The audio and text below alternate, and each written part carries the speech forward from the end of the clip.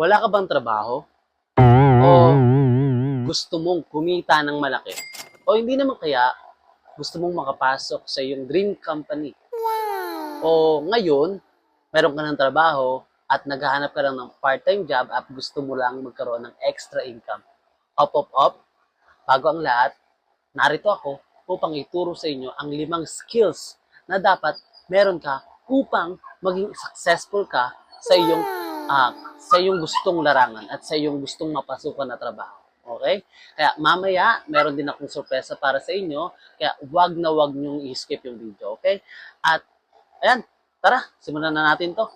Ako si Louie Rico, sa akong working student.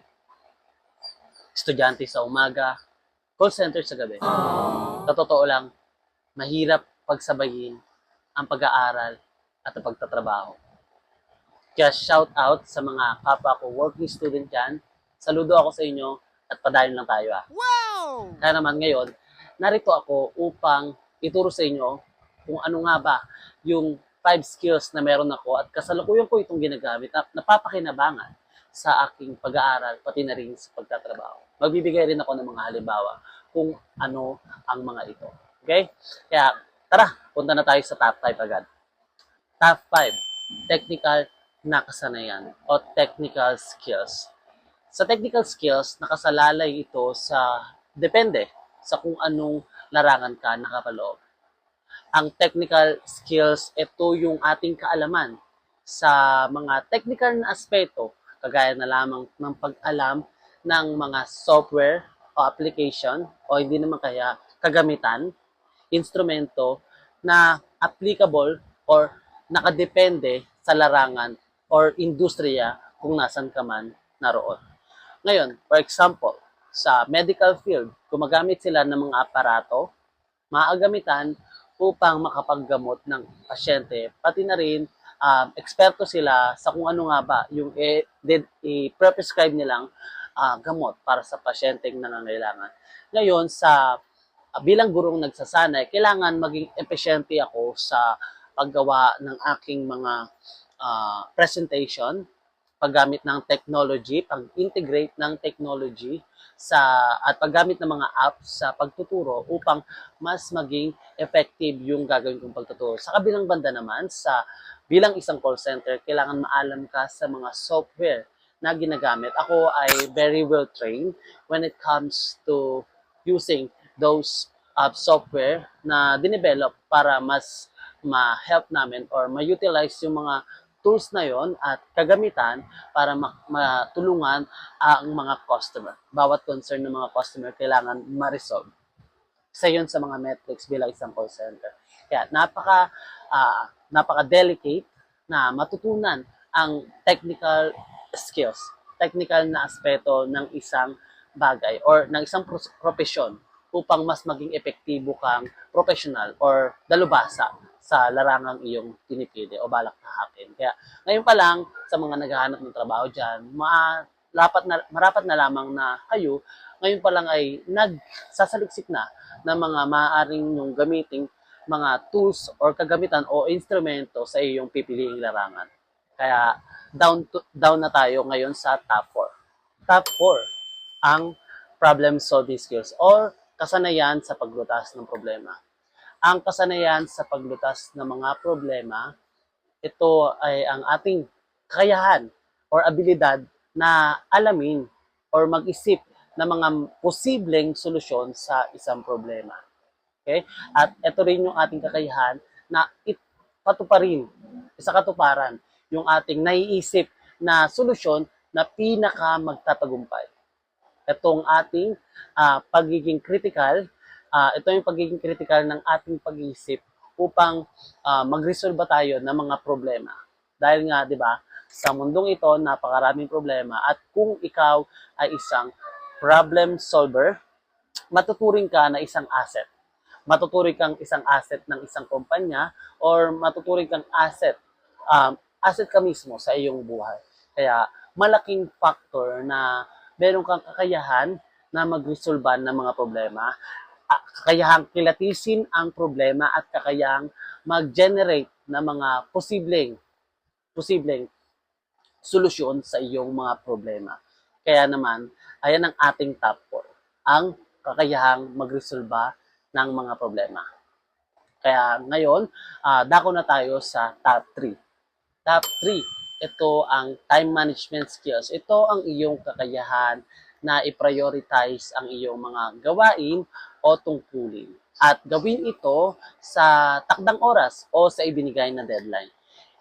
Nakatutulong ang pagkakaroon ng time management skills upang mas maging produktibo ka at maging organisado sa iyong mga gagawing gawain o tungkulin. So, marapat lamang na hindi ka nagsasayang ng oras na sa mga hindi naman makakatulong sa iyong professional na larangan. Like, oo, sabihin natin na maganda na magpahinga ka paminsan-minsan, pero dapat pina-prioritize mo pa rin yung mga tasks or mga tungkulin o gawain na nakaatang sa iyo. Kaya dapat lamang na gamitin mo ng tama or marunong kang mag-time management upang maging successful kang professional. Ang ating kakayahan na i-prioritize ang isang tungkulin o gawain na iniatang sa atin.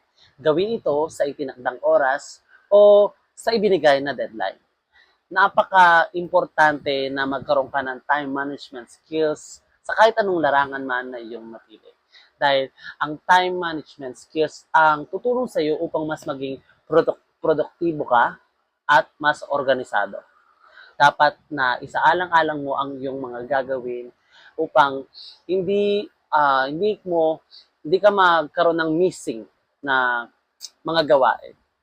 Ngayon, alam naman natin na very, very delicate ito sa amin, katulad ko bilang isang working student, kung paano ko minamanage yung time ko. Mahirap siya, oo, sa umpisa, pero kalaunan, matututunan mo na rin siya.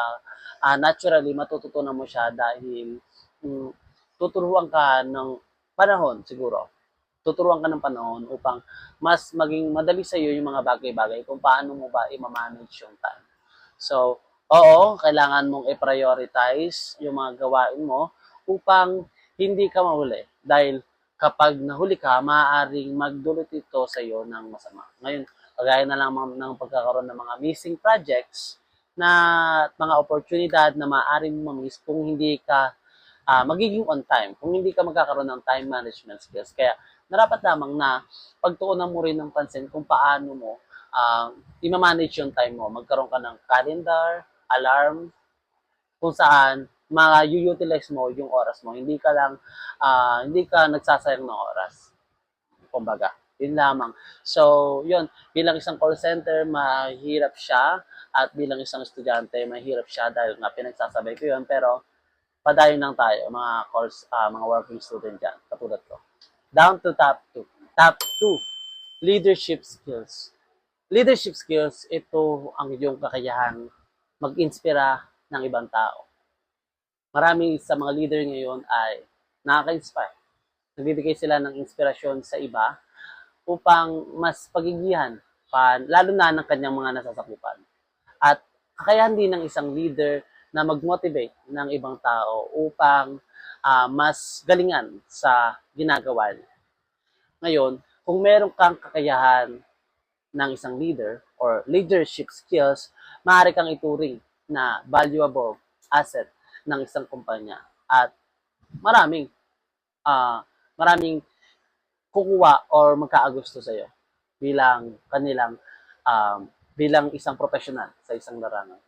Ngayon, ang pagiging leader or ang kakayahang manguna sa mga proyekto ay may kaakibat na mga responsibilidad. Kailangan marunong kang mag-visualize ng mga proyektong iyong gagawin sa inarap. Marunong ka rin dapat magbigay or mag-atang ng mga tungkulin sa iyong mga kamiyembro. Dapat hindi lamang ikaw yung gumagawa. At dapat din, dapat pangunahan mo lamang yung ginagawa bilang isang pangkat. Ngayon, dapat din ikaw ay may kakayahang pakinggan yung mga idea ng iyong kamiyembro. Hindi porket ikaw ay leader, dapat ay sa iyo lamang nagmumula ang mga desisyon. Ngayon, ang isang leader, or pag sinasabi natin meron kang leadership skills, taglay mo yung mga kakayahan na yun. At hindi mo dapat sabihin sa sarili mo na wala kang kaya maging leader. As long as meron kang kakayahang mag-inspira at mag-motivate ng ibang tao, ikaw ay may tuturing na leader at meron kang skills, ang kailangan mo lamang ay improve yan. Kaya ngayon, bago tayo dumako sa top 1, ay meron ako, ito na yung sorpresang sinasabi Oh ko sa my inyo. God! Meron ako ditong ipopost na mga link, okay, or dito, meron ako ipopost na mga link dyan, at nandiyan dyan yung mga maaari nyong puntahan na website kung saan makikita nyo yung iba't ibang mga online platform na pwedeng pasukan or pwede nyong gawing part-time job or pwede kang mag-apply bilang isang virtual assistant or whatnot. Ipopost ko yan dito at isasama ko yan sa link sa baba. Kaya ayan yung sinasabi ko sa inyong sorpresa ko para sa inyo. Ikinumpel ko na siya. Ang kailangan nyo na lang gawin ay isearch siya sa Google or sa kung ano man yung meron kayo dyan sa cellphone nyo. Okay? So, down na tayo sa top 1. At ang nakakuha ng ating top 1 for today ay ang communication skills. Top 1 ng ating communication skills dahil halos lahat ng iyong gagawin sa isang profesyon or sa iyong larangan na pinapasukan ay nangangailangan ng isang mahusay na communication skills dahil ito ang ginagamit mo upang makisalamuha ka sa iyong boss, sa mga client mo, or sa mga customer mismo. Kaya naman, ito ang nakakuha ng top 1. Ito ang ating kakayahan na i-express ang ating ideya sa ating kausap. At ito rin yung kakayahan mo na makinig ng na magkaroon ng isang aktibong pakikinig sa iyong nakakausap o nakakasalamuhang tao. Kaya naman, ayan ang nakuha ng ating top 1 dahil halos sa araw-araw nating pamumuhay, ginagamit natin ang pakikipagkomunikasyon. Now, napaka-importante nito. Isa ito sa ito ang pinaka-importante na skills na dapat mong matutunan. Dapat mahasa mo ito ng lubusan upang magtagumpay ka sa iyong larangan o sa profession o kahit anumang industriya na iyong papasukin. Ang communication skills.